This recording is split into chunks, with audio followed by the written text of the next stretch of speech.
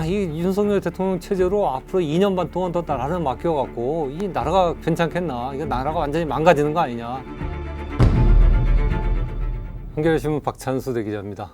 요즘 정치 상황이 급박하게 돌아오고 있습니다. 명태균 사건은 수그러들지 않고 있고 세 번째 김건희 특검 법안은 국회를 통과했습니다. 물론 윤 대통령은 거부권 행사할 겁니다.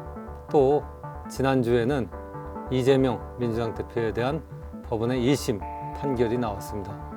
벌금형이 나올 거라는 일반적 예상을 뒤엎고 징역 1년, 집행유예 2년에 굉장히 중형이 선고됐습니다. 이대로 대법원 확정 판결이 나면은 이재명 대표는 피선거권을 박탈당하게 됩니다. 자, 이런 상황은 현재 야당과 시민단체들이 추진하고 있는 탄핵 또는 임기단축 개헌 추진에는 어떤 영향을 미칠지, 윤석열 대통령을 임기 중에 끌어내릴 수 있는 그런 가능한 길이 있는지 오늘 한번 살펴보겠습니다. 윤석열 대통령의 임기를 중단시키고 물러나게 할 수 있는 방법은 세 가지가 있습니다. 첫째가 탄핵입니다. 둘째가 임기단축 개헌, 그리고 셋째는 자진사퇴, 이른바 하야입니다. 먼저 자진사퇴 가능성부터 보겠습니다. 가능성이 1도 없다고 봐야겠죠. 얼마 전에 윤 대통령은 기자회견에서 임기 마칠 때까지 최선을 다하겠다라고 얘기했습니다. 자진사퇴할 사람이면은, 그러니까 내가 잘못하기 때문에 스스로 물러나겠다, 그런 얘기를 할 사람이라면 아마 김건희 사태를 이렇게 방치하고 이렇게 자기 부인을 옹호하지는 않았을 겁니다. 박근혜 대통령 때 그때 검사였다가 좌천됐다가 다시 부활을 했고요. 또 문재인 대통령 때는 검찰총장으로서 법무부 장관과 싸워서 이겨서 대통령까지 오른 그런 인물입니다. 그러니까 나는 언제나 승리한다, 나는 언제나 옳다라는 자기 확신이 미국의 트럼프만큼이나 강한 게 윤 대통령인 것 같습니다. 그러니 자진사퇴의 가능성은 없다고 봐야죠. 이것도 대통령이 동의해야 가능한 방식입니다. 우리나라에서 역대 개헌 상황을 보면은 쿠데타를 제외하면은 대통령과 국회가 함께 힘을 모았을 때, 동의했을 때만 개헌이 이루어졌습니다. 1987년 개헌 때도 그 당시 전두환 대통령이 속마음이야 어쨌든 간에 6월 항쟁으로 표출된 국민의 요구를 받아들였고, 그래서 여야가 헌법특위를 만들어서 직선제 개헌안을 만들어 국민투표를 통해서 지금의 개헌이 이루어지게 된 겁니다. 윤 대통령이 과연 그 개헌을 수용할 수 있을까? 아니면 지금 국회에서 윤 대통령이 반대하는데도 여야가 합심해갖고 개헌을 추진할 수 있을까? 그럴 가능성은 거의 없습니다. 지금 한동훈 대표가 윤 대통령과 좀 대립하고 있긴 하지만은 한동훈 대표계 의원이 그렇게 많지를 않고 또 그 의원들이 윤 대통령과 정면 충돌을 하면서까지 개헌을 할 만한 그런 배짱이나 용기는 없습니다. 그러니까 이 방안도 거의 불가능에 가깝다고 저는 봅니다. 탄핵은 이미 야당에서 민주당, 조국혁신당, 진보당 등 야 5당 의원 40여 명이 탄핵의원 연대를 만들어서 이미 시동이 걸렸고요. 그리고 조국혁신당과 진보당은 당 차원에서 탄핵을 추진하고 있습니다. 또 혁신당은 20일 탄핵 소추안 초안을 공개하기도 했고요. 그런데 제1야당인, 국회 과반을 점하고 있는 제1야당인 민주당이 아직은 탄핵과 좀 거리를 두고 있습니다. 속마음은 그렇지는 않을 텐데 어쨌든 탄핵을 공개적으로 추진할 경우 이게 역풍이 불지 않을까, 여론이 돌아서지 않을까, 즉 보수층이 결집하면서 오히려 다음 대선에서 민주당의 집권에 방해가 되지 않을까 하는 그런 걱정을 하고 있는 것 같습니다. 일리 있는 걱정이죠.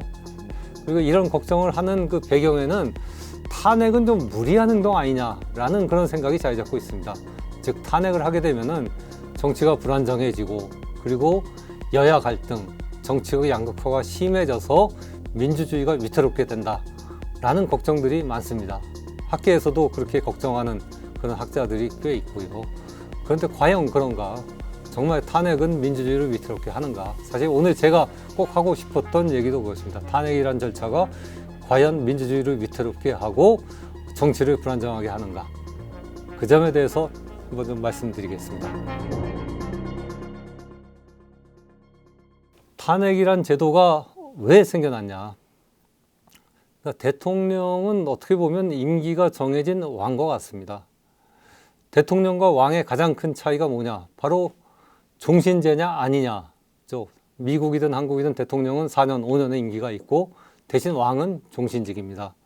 그런데 대통령이 아무리 임기가 있어도 임기 중에 전횡을 하고 독재를 하면은 그걸 어떻게 막느냐? 바로 대통령이 임기 중에 왕처럼 전횡을 하는 걸 막기 위해서 미국에서 대통령제를 도입할 때 헌법에 만든 제도가 바로 탄핵제도입니다. 그러니까 대통령이 비록 임기 중이더라도 만약 왕과 같은 그런 행동을 하게 된다면 언제든지 국민이 쫓아낼 수가 있다. 그것이 합법적인 하나의 과정이다 라고 미국은 생각한 겁니다. 그리고 그런 탄핵제도를 미국을 본따갖고 우리도 이제 탄핵이라는 제도를 넣은 것이고요. 그러니까 만약 탄핵이 필요 없으려면은 사실은 대통령이 좀 절제와 관용, 타협의 정치를 하고 그리고 비판의 소리에 귀를 기울여야 됩니다. 그래야 사실 대통령은 왕과 다른 존재가 되는 겁니다.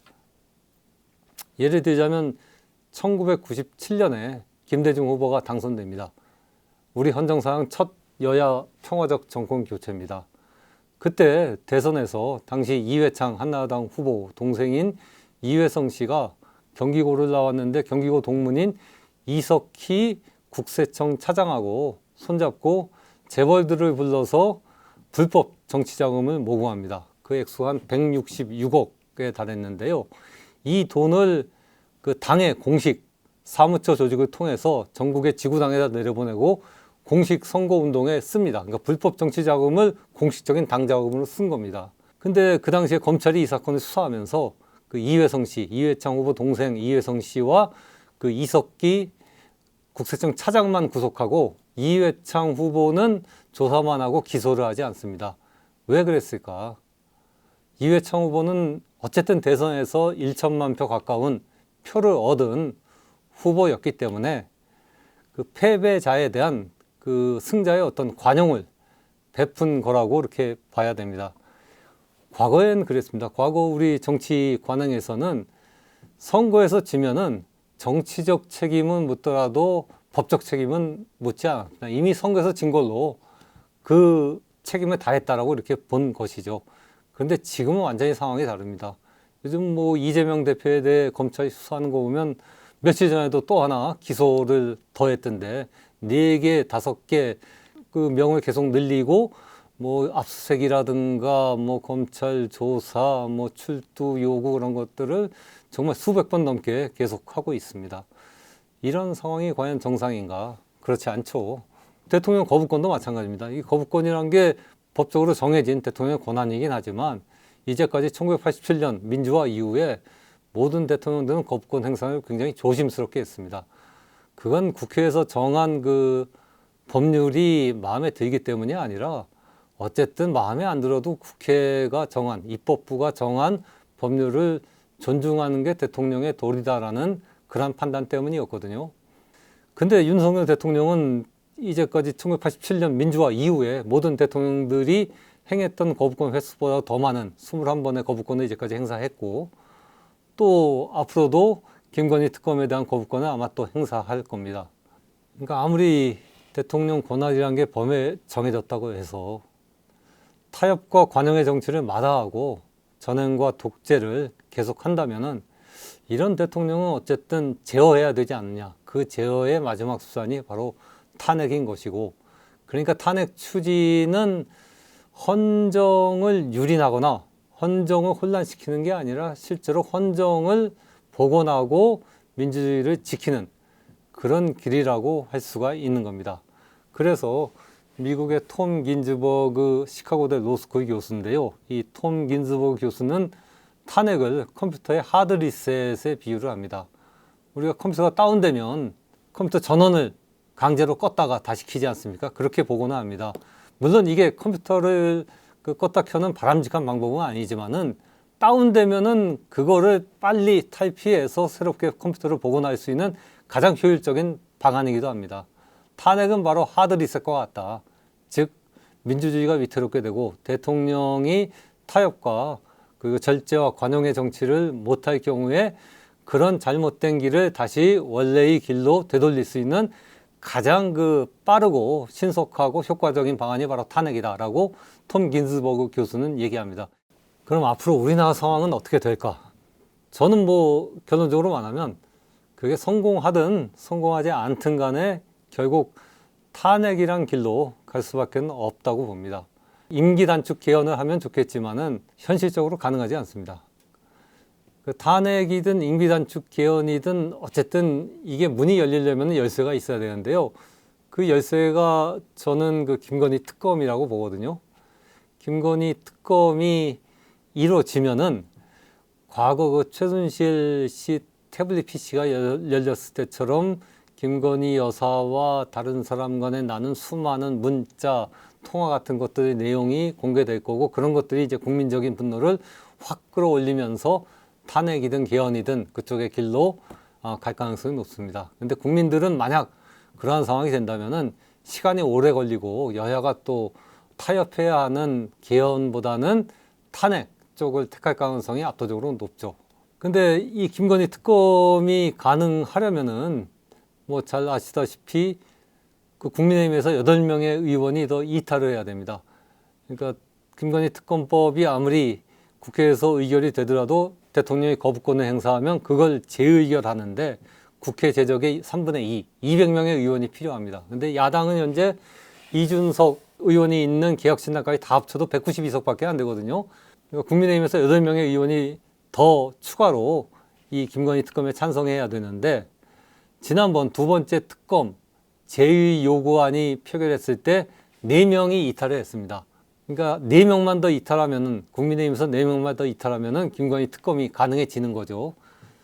근데 지금 상황으로 보면 그럴 가능성이 오히려 전보다 좀 더 낮아졌습니다. 왜냐하면 이재명 대표가 1심에서 저렇게 중형을 선고받았기 때문에 이대로 가면 이재명 대표가 피선거권이 박탈될 수도 있겠다. 대선에 못 나올 수도 있겠다. 라는 기대감이 국민의힘에 높아져서 원심력보다는 구심력, 좀 더 시간을 끌자라는 구심력이 훨씬 더 지금 국민의힘에서는 작용하고 있습니다.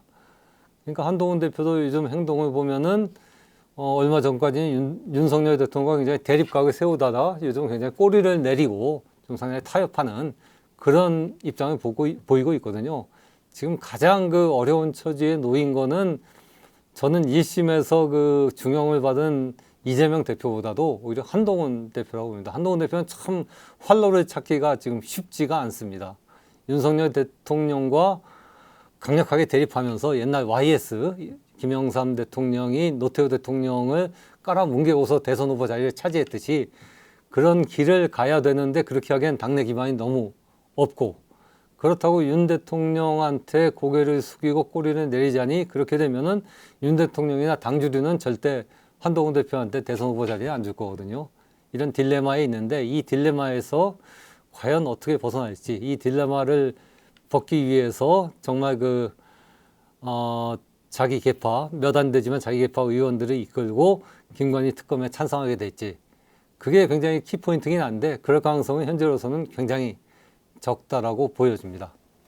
그래서 제 개인적으로는 이 미국 트럼프의 길로 갈 가능성이 좀 더 높지 않을까라는 생각을 합니다. 그러니까 미국 트럼프 대통령 1기 때 2016년에 미국 트럼프 대통령이 됐는데 2019년에 민주당이 하원에서 탄핵 발의를 합니다. 탄핵 발의를 했는데 상원에서는 결국 다수결로 이게 부결이 되죠.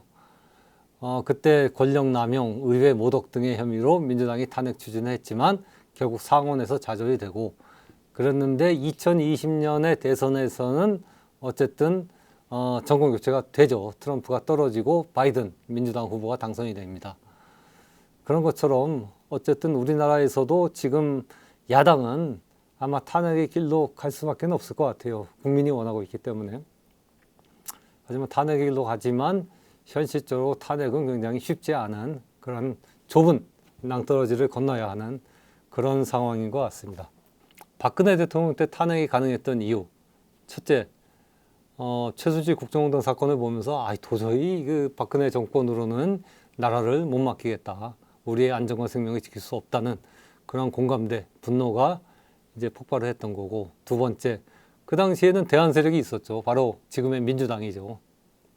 그리고 세 번째, 집권 세력이 그때 분열했었습니다. 김무성 대표라든가 아니면 뭐 유승민 의원, 나경원 의원 같은 이들이 박근혜 대통령과 선을 그으면서 오히려 탄핵에 찬성을 하게 되죠. 바로 이 세 가지 조건이 다 맞았기 때문에 그 당시 탄핵이 성공할 수 있었던 거고요. 2004년에 노무현 대통령 탄핵 때는 탄핵이 실패를 하죠. 탄핵이 안 되죠. 그거는 그때도 대안 세력이 있었죠. 야당 세력, 즉 한나라당이 그 대안 세력이었고, 또 집권 세력의 분열도 있었습니다. 집권 세력이 열린우리당이었는데 그 당시 열린우리당 말고 호남을 기반으로 한 민주당이 또 있었거든요. 여기도 범여권이었는데 이 호남을 기반으로 한 민주당이 탄핵에 찬성을 하죠. 그러니까 집권 세력이 분열해서 탄핵이 국회에선 찬성을 했던 겁니다. 근데 가장 중요했던 국민들, 도저히 그 노무현 대통령은 안 되겠다라는 국민들이 그런 생각을 안 했던 겁니다. 노무현 대통령 체제 이대로 계속 가야 된다. 그게 오히려 이제 여론의 역풍을 불러온 이유인데요. 그런 그 혁명의 3대 조건을 좀 들어맞춰서 이렇게 보면은 지금의 상황은 어떤가? 첫째, 국민의 분노는 거의 임계치에 다다르는 것 같습니다. 지금 윤석열 대통령은 꼭 김건희 여사 문제가 아니더라도 이 김건희 여사 문제는 어떻게 보면 이게 트리거, 하나의 방아쇠 역할을 하는 거고요. 그 밑바닥에는 이 윤석열 대통령 체제로 앞으로 2년 반 동안 더 나라를 맡겨갖고 이 나라가 괜찮겠나? 이게 나라가 완전히 망가지는 거 아니냐? 나라가 무너지는 거 아니냐라는 그러한 불안감들이 진보뿐만 아니라 보수 진영에서 광범위하게 퍼져 있습니다. 즉, 현 대통령으로 안 되겠다라는 생각은 지금 임계치에 다다르고 있습니다. 그리고 두 번째, 대안 세력도 분명히 있죠. 민주당이죠. 민주당 지난 4월 총선에서 국민들은 민주당의 과반을 훨씬 넘는 압도적인 다수를 밀어줬습니다. 그 얘기는 대안 세력으로서 민주당을 추인했다는 걸로 이렇게 볼 수가 있는 거고요. 근데 세 번째, 집권 세력의 분열. 이것도 약간 있죠. 지금 윤석열 대통령과 한동훈 대표의 갈등, 집권 세력이 분열할 만한 조짐을 보이고 있는 겁니다. 근데 이 분열의 조짐이 아직은 조금 미약한 것 같습니다. 지금 한동훈 대표는 확실하게 윤석열 대통령과 각을 세워갖고 윤석열 대통령과 싸우더라도 내가 뭔가를 얻겠다라는 생각보다는 어떻게든 좀 타협을 해서 차기 대권에 도전하고 싶은 생각이 있는 것 같고요. 이런 상황으로는 집권 세력이 현재로서는 완전히 분열됐다고 보기는 어려울 것 같고, 그래서 조금 더 시간이 필요하지 않을까. 저는 내년 1월 이후에 아마 그런 시기가 오지 않을까 하는 생각이 드는데요. 일단 경제 상황이 내년 1월 이후에는 경제 상황이 더 안 좋아질 가능성이 있고, 또 명태균 사건 수사의 향방이 어떻게 바뀔지는 모르고요. 조금 더 근본적으로는 내년 1월 25일 날 미국에서 트럼프 2기 행정부가 출범하면은 그에 따른 그 어떤 윤석열 정부의 타격이 굉장히 클 수가 있습니다. 그때 과연 그 집권 세력이 정말 분열하냐 아니냐가 판가름 나지 않을까라는 예측을 해봅니다. 다시 한번 얘기하지만 탄핵 추진이 정치를 불안정하게 하는 건 아니라고 봅니다. 오히려 국가 리더십 실종의 결과가 탄핵이란 그 제도의 추진인 거고, 탄핵 추진만으로도 윤석열 정부에는 굉장히 엄중한 경고가 될 것이고, 실패하더라도 그것은 다음 선거에서 어떤 새로운 국민의 뜻을 받아들이는 정치 세력이 권력을 잡는 데 도움을 줄 거라고 봅니다. 오늘의 얘기는 여기서 마치겠습니다. 고맙습니다.